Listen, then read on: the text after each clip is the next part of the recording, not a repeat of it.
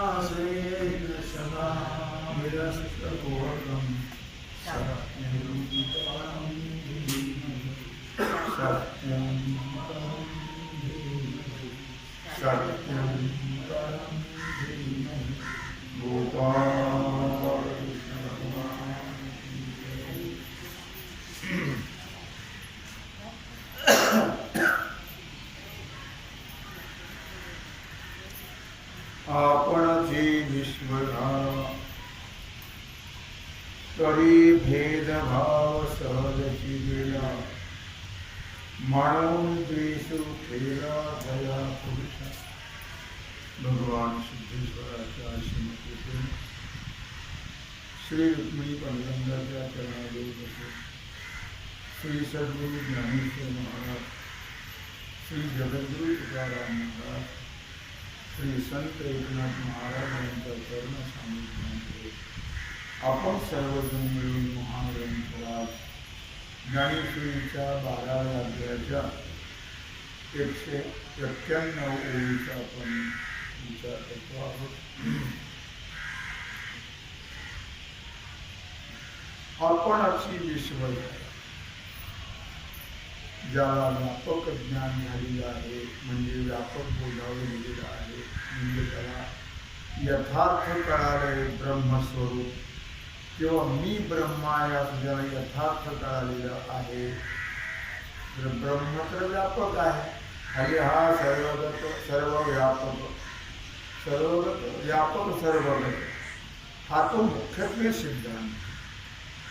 व्यापक ज्याला ज्ञान झालेलं आहे त्याच्या ठिकाणी भेद राहत नाही, माझे तुझं राहत नाही, कुठल्याही प्रकारचा भ्रम त्याच्या ठिकाणी नसतो. म्हणून त्याच्या ठिकाणी कुठल्याही कुणाचाही द्वेष करण्याचं कारण नाही. सगळे एकच असले द्वेष हा नेहमी दोघात असतो. द्वैतात द्वेष आहे, भेद म्हणा किंवा तुझं माझं म्हणा, मी माझं म्हणा, हे तेव्हा असतं की जिथं द्वैत आहे तिथं. पण ज्याचं द्वैत संपलं, भेदच संपलेला आहे. का संपला भेद?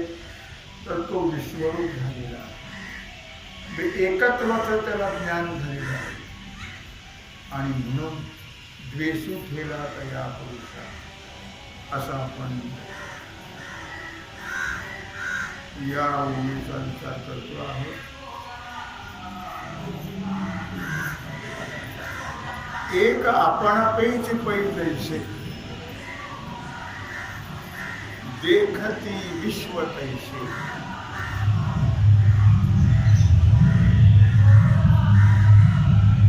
हे बोलणे काय से नवल काय म्हणता आहे मौलिक महाराज 5व्या अध्यायामध्ये 89 ओळीतून विचार करतात.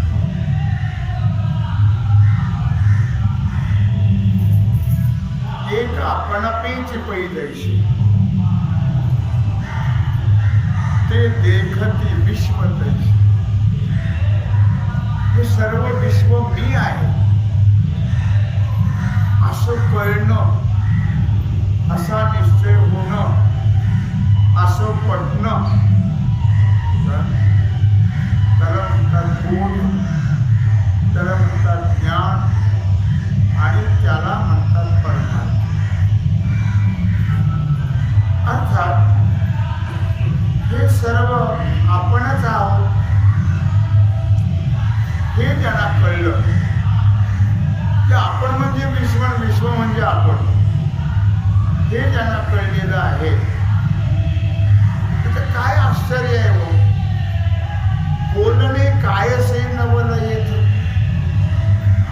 त्याबद्दल बोलण्याचं काही कारणच नाही.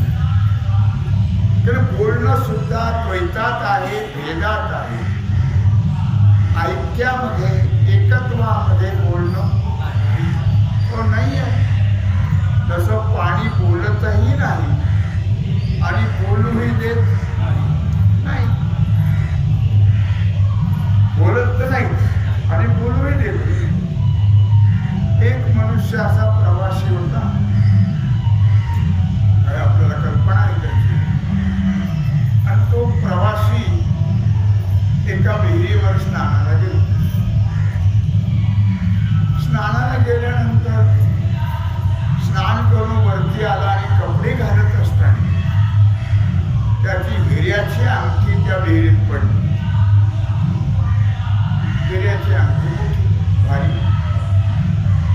त्याला मोठं दुःख झालं, नाराज झालं. काय करावं? विहिरीचा आपल्याला थांब पत्ता नाही. मनुष्याला त्या पाण्याचा तळ कळला तरच मनुष्य उडी मारू शकतो.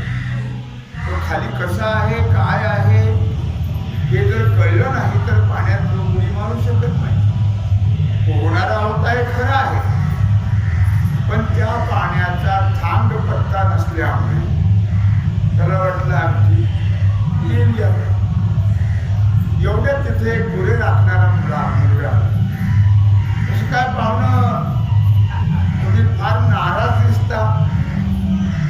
त्याने सांगितले, बाळा आता काय सांगू तुला, माझी फार मोठी अंगठी पडली हिऱ्याची या पाण्यामध्ये. मला पोहता येतं, पण या पाण्याचा मला थांब पत्ता नाही. त्यामुळे मला दुःख झालं, फार अंगठी गेली. तो म्हणला काही हरकत नाही, मी तुमची अंगठी काढून दे. ज्याने उडी मारली तसाच खाली गेला. जसा सूर मारला तसा तो खाली तळाला गेला आणि गेल्याबरोबर त्याला अंगठी सापडली. त्याला आनंद झाला. मग सांगा, आता तो बोलू शकतो का? खाली तळाला आहे, अंगठी सापडली, आनंद झाला, तो बोलू शकतो का? तो बोलू शकत नाही. पाणी सांगू शकेल का त्याला? नाही. पाणी बोलतही नाही आणि बोलूही देत नाही. त्याप्रमाणे जो अद्वैत स्वरूप झालेला आहे, ऐक्य भावाला जो प्राप्त झालेला आहे, जो विश्वरूप ब्रह्मरूप झालेला आहे, पण त्याच्याबद्दल काय बोलावं? बोलणे कायच त्याच्याबद्दल बोलण्याचं काही कारण नाहीये. बोलणं हे नेहमी भेदात असतं, द्वैतात असतं, ऐक्यामध्ये बोलणं नसतं. त्याच्या पुढची उभी आहे, परी दैव दैसे कवतिके कहीच दैन्य न दे. भाग्य ज्याला म्हणतो आपण. आता आपण भाग्य कशाला म्हणतो? तो भाग्य ते भाग्य कुठं टिकतं आपलं? ज्याला आम्ही भाग्य म्हणतो ते भाग्य टिकत नाही. 2 पैसे मिळाले तरी भाग्य, लग्न झालं भाग्य, मुलगा झाला भाग्य, काय एखादं पद मिळालं भाग्य. पण ते टिकतं का? घर बांधलं भाग्य, गाडी घेतली भाग्य, पण हे शाश्वत आहे का? नाही. हे सगळं अशाश्वत आहे, शाश्वत नाही आहे. भाग्य ज्याला म्हणतो आपण, ते भाग्य कधी दारिद्र्य पाहतं का? नाही. भाग्य आणि दारिद्र्य यांच्यात जमीन आसमानचा फरक आहे. भाग्य कधीही दारिद्र्य पाहत नाही. किंवा दुसरं उदाहरण देतात का, विवेक हा नोळखे भ्रांतीची देवी. विवेक म्हणजे नाव नव्हे. आता मुलाचं नाव सुद्धा ठेवतात विवेक. तेव्हा विवेक याचा अर्थ असा, आत्मा काय आहे आणि अनात्मा काय आहे हे ज्यांना कळलं त्याचं नाव आहे विवेक. आत्मा जर सोडला तर हे बाकी सगळं अनात्मा आहे. अनात्मा याचा अर्थ मिथ्या. हे सगळं कसं आहे? मिथ्या आहे. मग ज्याला कळलं एक आत्मा सत्य आहे आणि बाकी सगळं मिथ्या आहे, मग त्याला भ्रम होईल का सांगा? ज्याला हा विवेक कळलेला आहे की आत्मा सोडून बाकी सगळं अनात्म मिथ्या आहे, हे कळल्यावर पुन्हा भ्रम होईल का त्याला? भ्रम होणार नाही. किंवा आणखी उदाहरण ना तरी अंधकाराची वाणी जैसा सूर्य न देखे स्वप्नी. अंधकार हा शब्द सूर्याला स्वप्नात सुद्धा माहिती नाही. अंधकार कशाला म्हणतात ते माहित नाही. तुमचे जर एखाद्या वेळी कुठल्या लग्न कार्यात कुठल्या समारंभामध्ये जर सूर्याची भेट झाली तर तुम्ही त्याला विचारा, का रे बाबा तुला अंधार माहिती आहे का? तुम्हाला अंधार म्हणजे काय? कारण सूर्यप्रकाशाच्या पुढे अंधाराला महत्व अंधार नाहीच. अंधार राहतच नाही. पण जिथं अंधार नाही तिथं प्रकाश आहे, प्रकाश नाही तिथं अंधार आहे. मग असं उदाहरण दिलं माऊलीनं की अंधकाराची वाणी जैसा सूर्य न देखे स्वप्न. अंधकार हा शब्द सूर्याला स्वप्नातही माहिती. अमृत नायके काणे मृत्यू कथा. अमृताला मरण माहिती आहे का? अमृताला जर मरण माहिती असेल तर त्याला अमृत कसं म्हणतात? अमृत. जे कधी नष्ट होत नाही, मृत होत नाही, त्याला म्हणतात अमृत. चहा नाही बरं का? आपण तर चहालाच अमृत म्हणतो. पण चहा अमृत हे लवकर नष्ट करतो माणसं. त्याचं रक्त जाळून टाकतो, त्याच्या आतड्यावर परिणाम करून भूक त्याची मंदावल्या जाते. आम्ही काही एजंट नाही चहाचा, पण सांगतो तुम्हाला, चहा काय करतो? रक्त नष्ट करतो, वीर्य नष्ट करतो, तेज नष्ट करतो, भूक नष्ट करतो. त्यामुळे काय होतं? मग मरून जातो लवकर. चहा हा आम्ही त्याला नाव दिले अमृत. काही लोक चहावर राहतात. चहा घेतला की आम्हाला भूक लागते. मग मेली तुझी भूक, तुला कसं लागेल भूक? चहाने तुझी भूक मरून आपल्याला फक्त चहा असला की झालं, जेवणाची गरज. जेवणारच नाही, तू लवकर मरणार आहेस. तू जेवणारच नाही. कारण चहा हे काय करतं? भूक नष्ट करतो. मनुष्याचं आयुष्य चहा कमी करतो. तुम्ही तसं मनावर काही घेऊ नको. आता आले मग मला सांगावं लागतं, तुम्ही पीत जा. तसं मरणं होणे तर जरी नाहीतरी मरणारच आहोत आपण. मग चहा पिऊनच मरावं कशात जाईल. म्हणून तुम्ही तसं काही विचार करू नका. एक उदाहरण सांगितलं की आम्ही चहाला काय नाव दिलंय? अमृततुल्य ती. तुल्य म्हणजे अमृतासारखा चहा. नाव जरी दिलं असेल पण ते अमृत आहे का? नाही. आम्ही अमृत मानून पितो म्हणून ते का अमर करतो का? नाही. या काळाचं नावच असतं अमृता.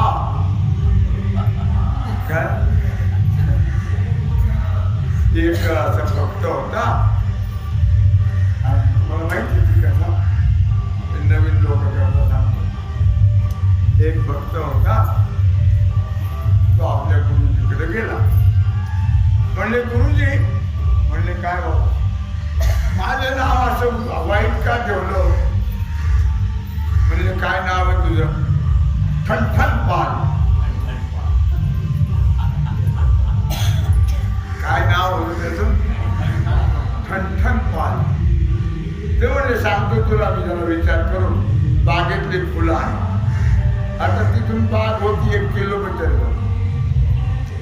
गेला तो फुलं आणायला. जाता जाता एक बाई गोवऱ्या विचत होती. काय करत होती? गोवऱ्या विचत होती. सांगितलं, बाई तुमचं नाव काय? म्हणजे लक्ष्मी. तिने काय सांगितलं? हो लक्ष्मी माझं नाव. लक्ष्मी गोवऱ्या विचते. लक्ष्मी कधी गोवऱ्या विचेल का? नाही. ठीक आहे, पुढे गेला तो. पुढे गेला तो एक भिकारी होता. भिकारी तो भीक मागत. त्याला विचारलं, काय रे बाबा भीक मागतोस? म्हणजे मी गरीब माणूस आहे, भीक मागितल्याशिवाय काय खाणार मी, भीक मागूनच जगावं लागतं. काही हरकत नाही, पण तुझं नाव काय म्हटले? माझं नाव धनपाल. काय नाव? धनपाल. अरे वा, धनपाल, धनाचं पालन करणारा, भीक मागते. पुढे गेला तो. पुढे गेला तर एकाचं प्रेत चाललं. प्रेत चालले. विचारले, कोण मेला? त्याने सांगितलं, अमरसिंग. काय? अमरसिंग. अरे हो, तू म्हटलं आपलं नाव बरं आहे. आपलं नाव बरं आहे. फुलं घेतल्याने गेलं. बेल फुलं का लिंबा वगैरे घेतला गेलं. हा म्हटले, काय रे बाबा तुझं नाव काय? म्हणले ठणठण पाल. सांगू का? नका जा म्हटलं. नाव बदलायचं म्हटलं, नको म्हटलं, हे बरं. का बरं? अहो मी जाता जाता 2-3 माणसं पाहिली. लक्ष्मी तो गोवऱ्यावेची, लक्ष्मी तो गोवऱ्यावेची, भिक्षा मागे धनपाल. अमरसिंग तो मर गए, बड़ा बिचारा ठणठण. तुम्हाला कळलं का? कशा करता सांगितलं? अमृत नायकी मृत्यू कथा. किंवा अमृत जे आहे ते मरण कधी ऐकत. अमृत पिणाऱ्याला मरण कधी येत? चहा पिणारे मरतात. तर चहा अमृत नव्हे. स्वर्गामध्ये असणे असलेलं जे देव घेतात चहा, तिथं काही नाही. चहा नाही, बटर नाही, बिस्किट नाही, पाव नाही. कुठं? स्वर्गामध्ये. तिथं फक्त अमृत आहे. तिथं काय आहे? फक्त अमृत आहे. आणि त्या अमृताने त्यांना तहान भूक तर लागतच नाही, पण ते मरतही अमरत्व प्राप्त होत. जिथं अमरत्व हे सिंहासन, असं ज्ञानोबा आहे म्हणतात. तिथं अमरत्व हे सिंहासन आहे. ऐरावता सारखे वाहन, ऐरावतासारखे वाहन आहे तिथं. उते श्रवा घोडा आहे. तिथं रफ्तार चिंतामणीच्या सारखा आहे. रामदेव नाही तिथं, चिंतामणीच्या सारखा आहे. कल्पतरूचे बगीचे आहे. अप्सरा आहे. काय मला मुद्दा काय सांगायचा आहे की अमृत पिणारे जे असतात त्यांना मरण प्राप्त होत. अमृत नायकी मृत्यू कथा. हे असो संताप कैसा. पुन्हा एक उदाहरण 5व्या अध्यायात येऊ 92. हे असो संताप कैसा चंद्र न स्मरे दैसा. मनुष्याला ताप येतो. संताप, ताप वेगळा आणि संताप वेगळा. संताप झाला तरी सगळं बिघडून जातं का? फार संताप झाला, फार संताप झाला, फार संताप झाला. का संताप झाला? त्याचे कारण आपल्या ठिकाणी ज्ञान नाही. आपल्याला कळत नाही. म्हणून या अशाश्वत वस्तूबद्दल, या अशाश्वताबद्दल आम्हाला संताप कमी अधिक झालं, मनाच्या विरुद्ध झालं की संताप. अरे काय मनाच्या विरुद्ध? काहीच नाही. सगळं हे मिथ्या आहे, कल्पित आहे. हे काही झालं तरी त्याचा काय विचार करायचा आहे. पण आम्हाला कळत नसल्यामुळे आम्हाला संताप होतो. तसं तुम्ही विचार करा, चंद्राला कधी संताप झाला का? संताप झालेली माणसं जर चंद्राच्या चांदण्यात जाऊन बसले तर त्यांना शीतलता प्राप्त. चंद्राचं चांदणं हे शीतल असतं, म्हणून तो उदाहरण दिलं मौलीनं. हे असो संताप कैसा चंद्र न स्मरे जैसा. संताप ही गोष्ट चंद्राला माहीतच नाही. आपल्याला नेहमी संताप होतो, नेहमी. ताप वेगळा, संताप वेगळा. ताप डॉक्टर कडून जातो, पण संताप डॉक्टर कडून जात नाही. त्यालाही संताप होतो, संताप होतो. आता काय करेल संताप? याकडे काय झालं, याकडे आपली म्हातारी नेली पुण्याला. घडलेली घटना सांगतो मला.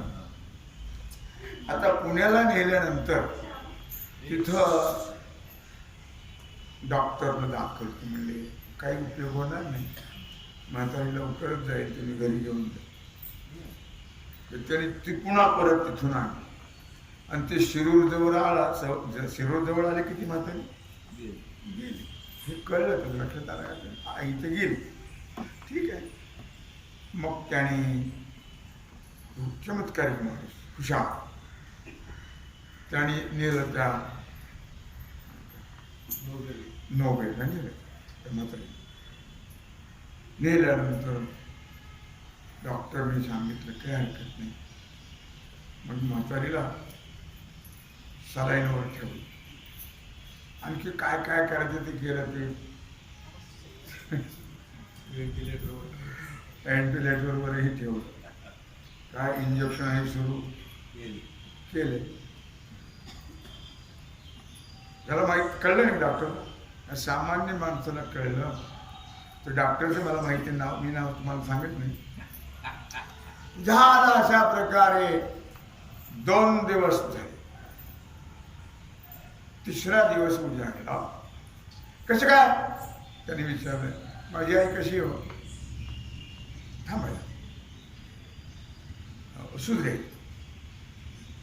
सुधरेल हो, सुधारण्याच्या मार्गावर आहे. चौथ्या दिवशी विचारलं. म्हणले म्हातारी गेली. आता गेली तर शिरोरलाच. म्हणलं म्हातारी डॉक्टर म्हणले गेली. म्हणले बिल किती झालं? म्हणलं 5 लाख. किती झालं बिल? 5 लाख. त्यांनी सांगितलं मी तुझं आता पेपर आउट करतो सगळं आणि तुझं त्याच्यावर केस पण करतो. अरे म्हातारी माझी शिरोरलाच गेली, तुला माहिती आहे? मी तुझं पाहायला, तू कसा किती हुशार आहेस हे पाहण्याकरता तुझ्याकडे आलो मी. पण नाही तुझी मी आता नालस्तीकरण केस तुझ्यावर करील, जाहीर पेपरला देतो सर्व. ते म्हणलं बाबा रे मी तुला 25 लाख रुपये देतो, पण असं करू नको. मग आता विचार करा, 25 लाख रुपये त्याला द्यावे लागले विनाकारण. संताप झाला का काय झालं? घडलेली घटना इथं नगरमध्ये लक्षात ठेवा. तेव्हा मनुष्याला संताप होतो. कमी अधिक झालं, अनुकूल प्रतिकूल झालं, मनाच्या विरुद्ध घडलं की संताप होतो. पण चंद्राला कधी संताप होतो का? चंद्राला कधी, मुळातच तो शीतल आहे. मला एकाने सांगितलं, म्हणजे तुम्हाला उन्हाळ्यात सांगितलं, तुम्हाला जर ताप आला तर तुम्हाला जर संतापाचा त्रास झाला, संताप झाला, मला काही संताप व्हायचं कारण नाही. पण गरमी वाढली, पोटात बगबग व्हायला लागलं, तर तुम्ही काय करा, फक्त उजवी नाकपुडी दाबायची आणि डावी ही चंद्र नाडी आहे आणि ही सूर्य नाडी आहे. तुम्ही डाव्या नाकपुडीने 10 मिनिटं श्वास घ्या.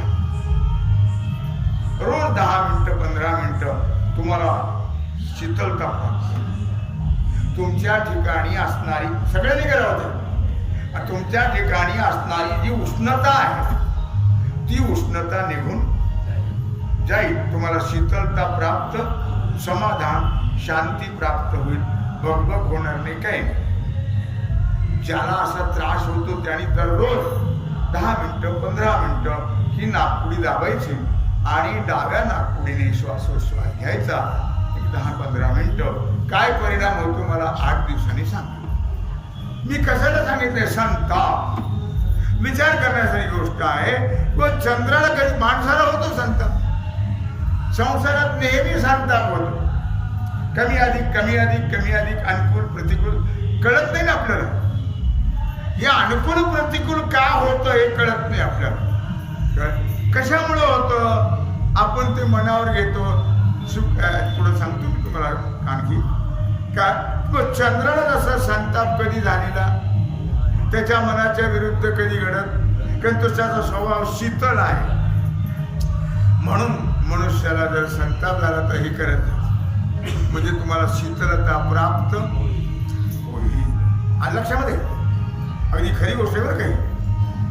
नेणती तैसा तसे मूर्ती भेदू भूती भेदू नेनती तैसा ज्ञानी ये. तसे ज्ञानी महात्मे जे आहेत ते प्राणी मात्रामध्ये भेद पाहत नाही. नेनती भेदू काय भूती भेदू नेनती तैसा ज्ञानी ये. 9व्या अध्यायातली उभी आहे 92वी की प्राणी मात्राच्या ठिकाणी ते भेद पाहत नाही. का पाहत नाही? त्यांना कळलं हे सगळं परमात्मा, हे सर्व विश्वरूप आहे, हे ब्रह्मरूप आहे, आपणही ब्रह्मरूप आहोत. म्हणून ते कधीही प्राणी मात्रामध्ये भेद पाहत नाही. सर्वाभूती पाहे एक वासुदेव.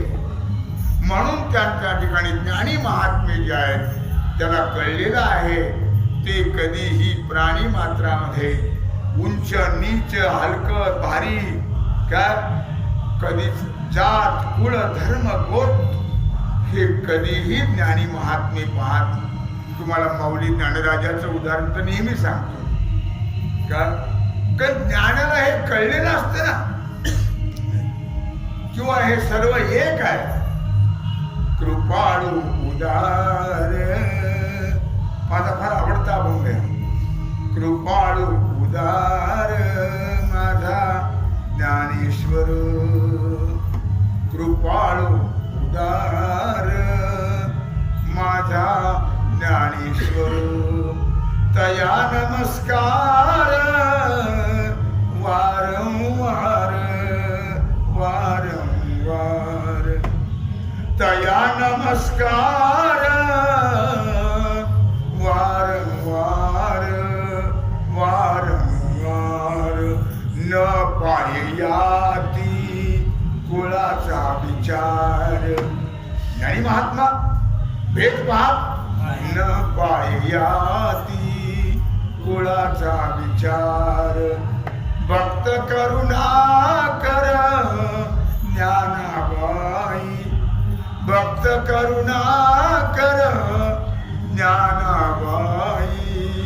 न पाहयाती कुळाचा विचार. ज्ञानाबाई माझी अनाथाची माय. एका जनार्दनी पाय बंदी तशी नाथांच्या अभंग. मी का सांगतोय लक्षात ठेवा की त्यांच्या ठिकाणी भेद नसतो.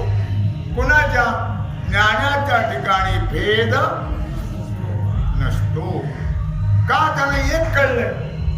अनेक ज्याला दिसतं, अनेक ज्याला वाटतं त्याला त्याच्या ठिकाणी भेद असतो. पण ज्याला एकच कळलं त्याच्या ठिकाणी भेद नसतो. हे सगळं मी आहे, हे सगळं माझं आहे.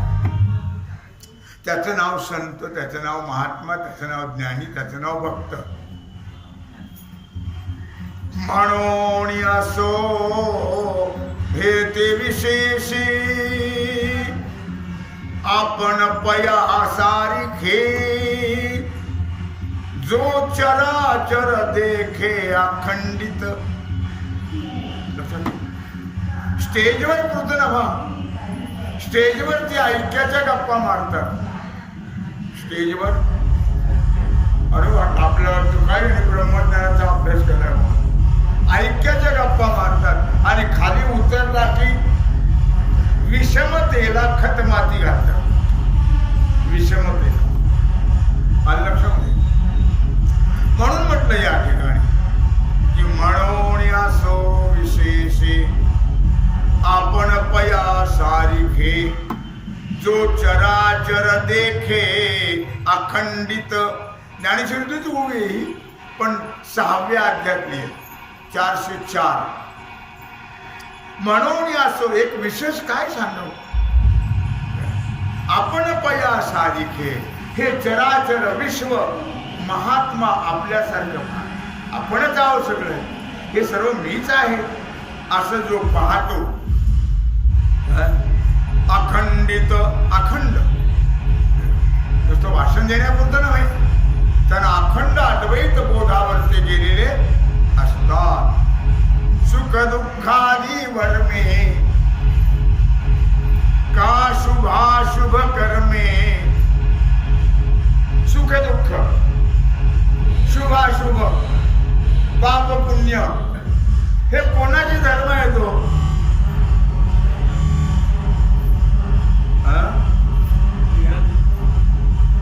ऐका,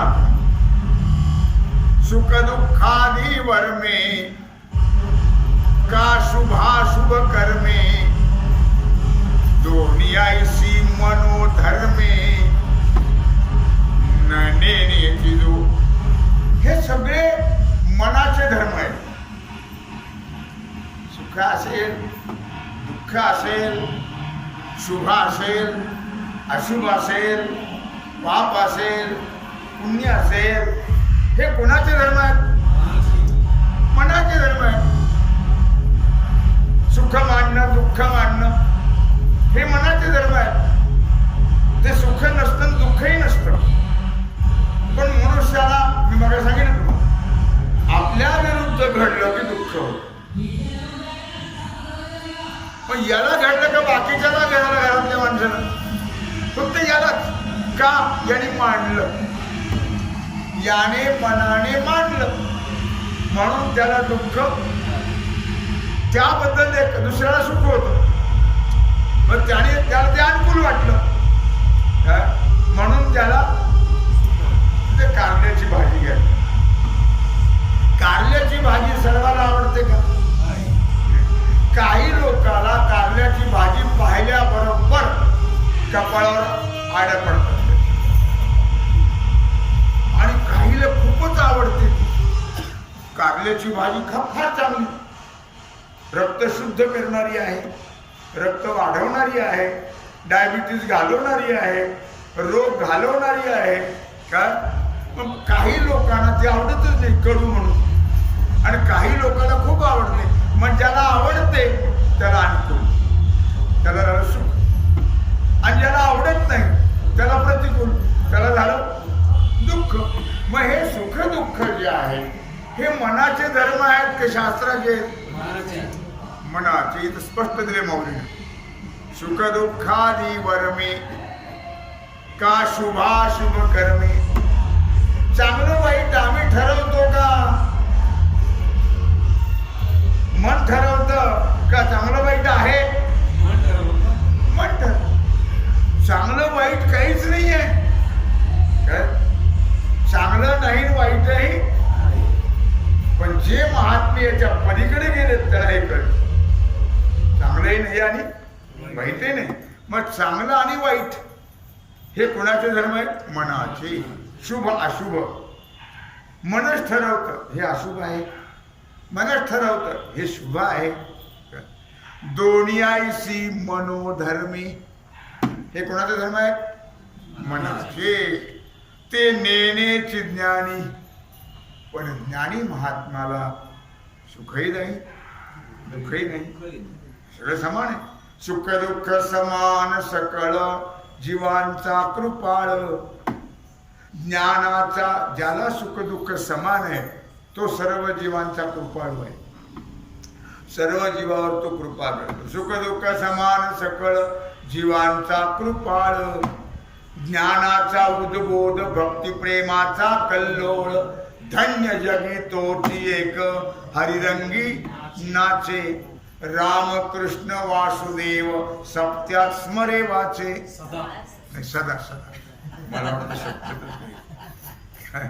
सुखदुःख समान सकळ जीवांचा कृपाळ. ज्ञानाचा उद्बोध भक्तिप्रेमाचा कल्लोळ. धन्य जगी तोची एक हरिरंगी नाचे. रामकृष्ण वासुदेव सदा स्मरे वाचे. म्हणून ज्ञानाला सुखही नाही दुःखही नाही, हे मनाचे धर्म आहे. ज्ञानाला शुभही नाही आणि अशुभही नाही, हे मनाचे धर्म आहेत. काय हे समविषम भाव. आता सुख दुःख शुभ अशुभ पाप पुण्य समविषम आहे की नाही? काय सारखंच आहे? सुख दुःख शुभ अशुभ पाप पुण्य हे सारखं आहे का? मान अपमान वगैरे हे सारखं नाही ना, विषम आहे. हे समविषम भाव आणि काही विचित्र जे सर्व जे आम्ही मानतो की नाही समविषम भाव आहेत, हे सगळं विचित्र आहे. काय हे द्वंद्व आहे सगळं. हे द्वंद्व आम्ही मांडले, आमच्या मनाने ठरवलं हे द्वंद्व. महात्म्याच्या ठिकाणी हे नसतं. म्हणून महाराज म्हणतात कोण पुण्य त्यांचा होईन सेवक. कोण पुण्य त्यांचा होईन सेवक. जिही द्वंद्वाधिक दुराविले. जिही द्वंद्वाधिक. कोण पुण्य त्यांचा होईन सेवक. जिही द्वंद्वाधिक दुराविले.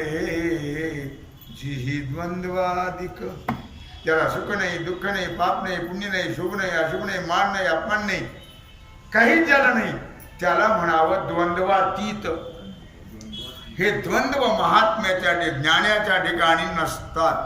समविषम भाव आणि हे विचित्र सर्व.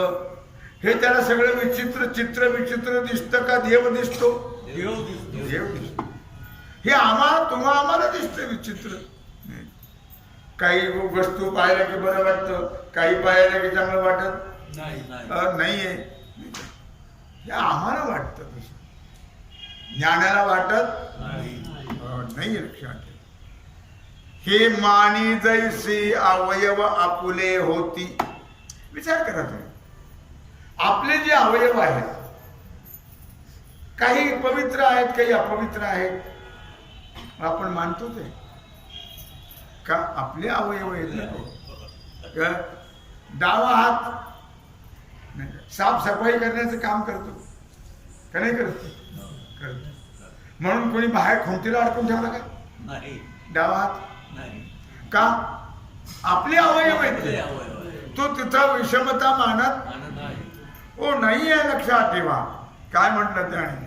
जैसे मानी जैसे अवयव आपुले होती. जसे आपलं शरीर आहे आपले अवयव आहेत. लक्षात ठेवा. नाही का सर्दी पडसं झाल्यानंतर काय अत्तर येतं काय नाकात म्हणून कोणी नाक बाजूला ठेवलं सर्दी जाऊच तर नाही. लक्षात काय आपले अवयव मानी जैसे आपले अवयव आपले होती. जसे आपले अवयव आहेत त्याच्या ठिकाणी आम्ही विषमता मानत नाही आहे. त्याप्रमाणे महात्मा सर्व विश्वामध्ये विषमता मानत नाही. लक्षात. हे एक एक किती सांगावे. माऊली म्हणताहेत बाबा रे हे किती सांगू तुला एक एक. हे एक एक किती सांगावे. 6व्या अध्यायातली ओवी आहे 407. जया त्रैलोक्याची आघवे मी ऐसे स्वभावी बोधाले. बाबा रे माऊली म्हणतात बाबा तुला एक एक किंवा भगवान सांगतात अर्जुना तुला आता कुठवर सांगू एक एक. अरे ज्याला हे त्रैलोक्य सर्व मीच आहे, त्रैलोक्य सर्व भगवान आहे, हे ज्याला कळलेलं आहे काय, बस त्याच्या ठिकाणी विषमता राहत नाही, भेद राहत, द्वेष राहत नाही. म्हणून असो या परी असो तो देखे ज्ञानाची वाखारी. म्हणजे कुणाला कळतं हे विषमता समविषम कोणाचे गेलेले आहेत, ज्ञानाचे. म्हणून असो या परी तो ज्ञानाची वाख. हे त्याला का कळलं तर तो ज्ञानाचं भंडार आहे. तो कसा आहे, ज्ञानाचं भांडार घर. वाखारी म्हणजे वखार म्हणजे भांडार. तेने संसरलेली करी आकू विश्व.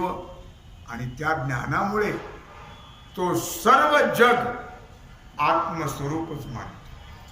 सर्व जग आत्मस्वरूप मी आहे, हे सर्व मी आहे असं तो मानतो. कळलं. अर्थात उदय येता गभस्ती दृष्टांत दिला. ज्ञानेश्वरीतल्या 18व्या अध्यायातली ओवी 1097. उदया येता गभस्ती.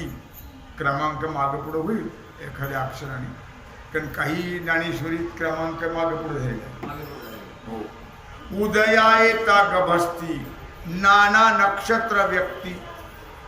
पाहता रात्रीच्या वेळेला कसं असतं, रात्रीच्या वेळेला कोजागिरी संपली ना, कोजागिरी झाली की आभाळ काही राहत, कोजागिरी पर्यंत सगळे ढग असतात.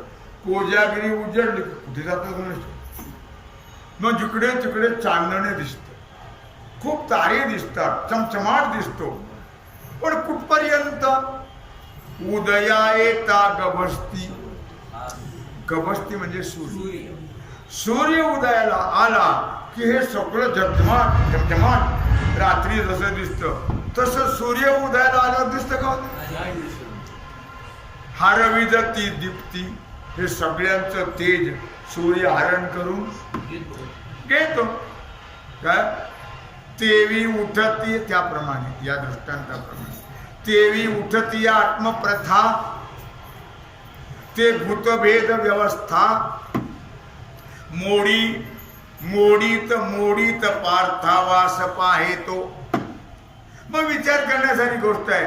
जसं सूर्याचा उदय झाला की नाना प्रकारचे तारे चांदण्या दिसत लोकून, त्याप्रमाणे आत्मज्ञान झाल्यानंतर त्याच्या ठिकाणी प्राणी मात्राबद्दल भेद राहत नाही. मोडीत पार्थावास. त्याच्या ठिकाणचा जो भेद आहे तो समाप्त होतो. पाठीवरली अक्षरी जैशी पुसता येती करे. त्याच्या पुढची उभी आहे 99, 1099 18वा अध्याय. पाठीवरील अक्षरे जैशी पुसता येती करे. पाठीवर अक्षर काढले, खडूनी म्हणा, पेन्शननी म्हणा, का ती अक्षर पुसल्यावर दिसतात का. तसं आत्मज्ञान झाल्यानंतर त्याच्या ठिकाणी भेद राहत, सर्व एकच ब्रह्म आहे, विश्वरूप आहे, हा बोध करा. उदया तेवी पाठीवर झाले. आपुली जीवा. आणखी एक उदाहरण. आपुली जीवा दाते रगडली होय अवचिते. तया कोपाची अति प्राप्ती कोणा प्रती जगी झाली. एखाद्याचा धक्का लागला, पडला, एखादा दाग पडला तर काय होतं, मारामारी होती काय. किंवा एखाद्याने धक्का दिल्यावर त्याची जीभ दाताखाली रगडली की मारामारीच. पण आपल्या दाताने कधी कधी आपला ओठ चावला जातो, रक्तबंबाळ होतो का. कधी कधी दाताने जीभ चावल्या जाते. मग कोणी काय दगड घेऊन पाडतात काय? जीवदाताने चाविली कोणी 32 पाडिली. तुकुंबऱ्यानं कारण आपलंय ना, जीवदाताने चाविली कोणी 32 पाडिली. तर आपल्या दाताने जर आपली जीभ चावल्या गेली तर कोणी दात पाडतं का? नाही, आपलंय ना ते. तिथं भेद काय? तैसी तया कोपाची अतिवृत्ती कोणाप्रती जगी. मग कोण रागवल कुणावर? आपल्या दाताने आपली जीभ चावली तर कुणावर रागवता येत का? आपलं शरीर एकच आहे ना, आपलं का भेद आहे का? भेद नाहीये, लक्षात ठेवा. काय म्हणून रागायचं काही कारण? रागवत जिभीवर नाही, दातावरही नाही. जो पुढीलाच्या धक्क्याने पडे तो त्यावरी खूप एक वावडे. काय नका नाही या भागवतातल्या ओळखल्या 23व्या अध्यायातल्या 778 ते 781. काय म्हटलं त्याने? की जो आपल्या धक्क्याने पडे, पुढीलाच्या धक्क्याने पडे, त्यावरी कोपे वावडे. समजा एखाद्याला चालता चालता एखाद्या सायकलचा धक्का लागला, तो पडला तर काय होतं? भांडणं होतं. दिसत नाही का तुला? मला धक्का दिला, मी पडलो ना, माझा गुडघा फुटला. काय स्वये घसरवणी जावा पडे तव लाजीला मागे पुढे न कोपे न निघोणी जाय. पण एखाद्या शेणावर पाय पडला, न कळत पाय घसरला, तो पडला, सगळे कपडे शेणाने भरले, दात पडला, पडल्यामुळे गुडघा फुटला. आता कोणाला रागव? कुणाचा धक्का लागला तर रागवतो. मग आता काय करतो? नाथाने फार सुंदर लिहिलं, तो लाजीला मागे पुढे न कोपता निघोणी जाय. मग तो उठतो, ते सगळं पाहतो. मग कोणी पाहिलं काय करतो? तो लागलं कुठं नाही बघत, अगोदर किती भरलं ते बघत नाही. कोणी पाहिलं का? जर कोणी पाहिलं नाही तर गपचूप निघून. लहान मुलं जर पडलं की नाही, तर पडलं की आपण इकडे बघत जाऊ. लहान मुलं जर पडलं ना तर आपण बाजूला बघावं. त्याच्याकडे बघितलं की त्याने भाग सुरू केला. असं का होतं मला? त्याला अपमान म्हणतात. जर कोणी पाहिलं नाही, आता याने पडला, कपडे भरले, लागलं, रक्तबंबाळ झालं, ते पाहत नाही आपलं. तू पाहिलं कोणी? अपमान वाटतं ना. न पाहिलं तर गपचूप निघून जातो. देवी मी भूते मीच भोगता. त्याप्रमाणे भूतही मीच आहे, प्राणी मात्र मीच आहे, भोगताही मीच आहे. माझ्या दुःखाचा मीच दाता. माझं दुःखाचा दाता कोण? मीच आहे. मीच माझ्या मनामुळे मला दुःख होतं. का जगी मीच एकात्मता कोणावरही कोपावे. हे सगळं जग जर मीच आहे तर रागवाव कुणावर? माऊली म्हणतात, आपणची विश्वधारा भेदभाव सहजची गेला. का ते तया द्वेषू ठेला तया पुरुषा. असं अजून थोडा विचार मी सांगितला असता याच्यावर, पण वेळ संपलेली असल्यामुळे झालेली सेवा भगवत चरणी समर्पित करून राहिला जो सेवेचा भाग आहे तो आपण कुंडली